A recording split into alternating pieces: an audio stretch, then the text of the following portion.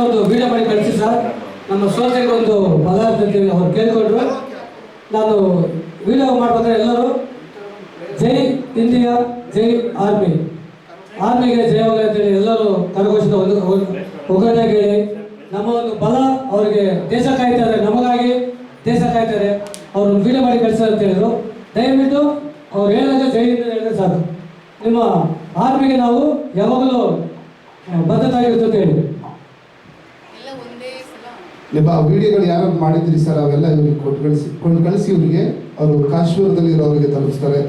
Thank you. ಇದು ಒಳ್ಳೆ ಸೇವೆ ಆಗಲಿ ಅಂತ ಅಷ್ಟೇ, ಬೇರೆ ಏನು ಉದ್ದೇಶ ಇಲ್ಲ. ಯಾರು ಕೂಡ ಅನ್ನೋದು ಭಾವಿಸ್ಬಾರ್ದು.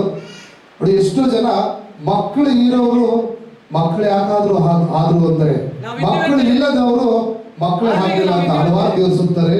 ಹಾಗಾಗಿ ನಿಮಗೋಸ್ಕರ ಒಂದು ಹಾಡನ್ನ ಡೆಡಿಕೇಟ್ ಮಾಡಿದ್ದೀನಿ. ಭಾರತ್ ಮಾತಾ ಕಿ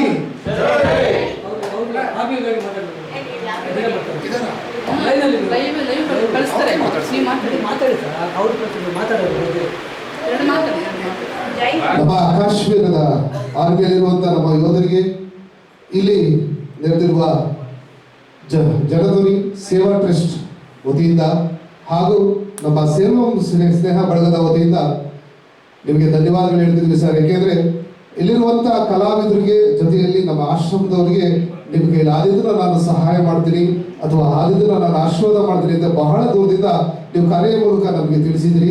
ಹಾಗಾಗಿ ನಿಮಗೆ ಎಲ್ಲರ ಪರವಾಗಿ, ಕರ್ನಾಟಕದ ಜನತೆ ಪರವಾಗಿ ಧನ್ಯವಾದಗಳು ಹೇಳ್ತಾ, ಹಾಗೆ ನಿಮ್ಮ ಪರವಾಗಿ ನಾವು ಕನ್ನಡ ಜನತೆ ಯಾವಾಗಲೂ ನಿಮ್ಮ ಜೊತೆ ಇರ್ತೀವಿ ಅಂತ ಹೇಳ್ದ.